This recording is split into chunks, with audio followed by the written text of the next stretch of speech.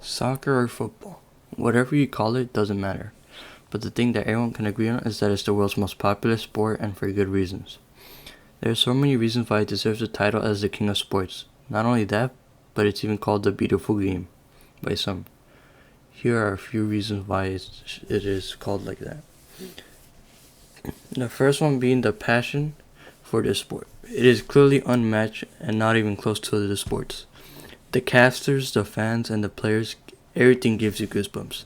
The caster just puts so much passion into announcing the things happening. The fans are always so passionate about their clubs with the celebrations that stand out. Then the players, by simply scoring the ball into the net, can erupt the whole stadium with screams and emotions. I mean, just look at this clip right here. Through the middle, Frenchman's done well.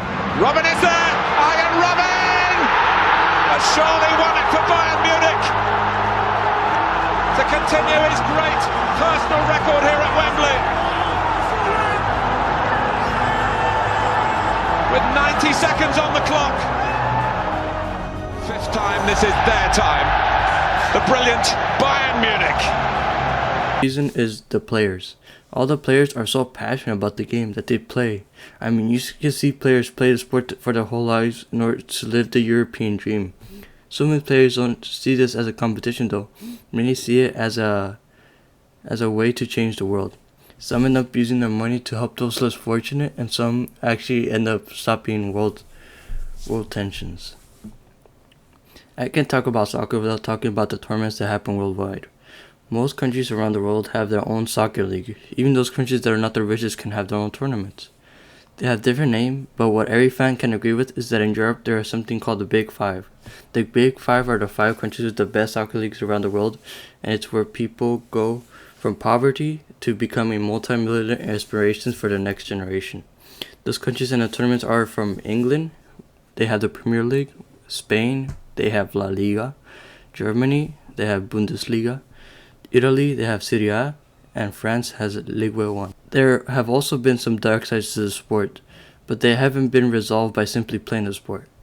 Soccer has had many problems like racism, drugs, and even matches that led to a war. You don't believe that last part? Look it up. It's called the Futbol War of 1969.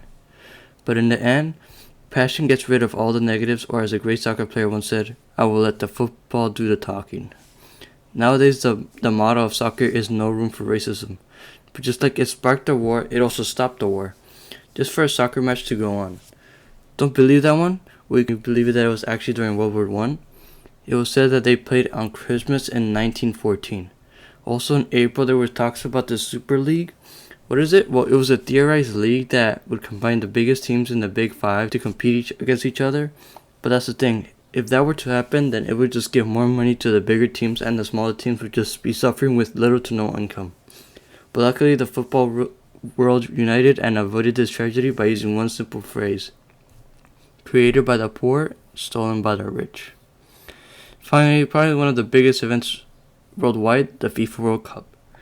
It's a competition held every 4 years to see which country can produce the best players. It's one of the few times where the world comes to peace and decides to see their country compete in this amazing tournament. Sometimes you can see countries that don't like each other, like for example Russia and the USA. They will play against each other, but with no politics involved. It's just something amazing to see. Just rooting for your team. It feels amazing.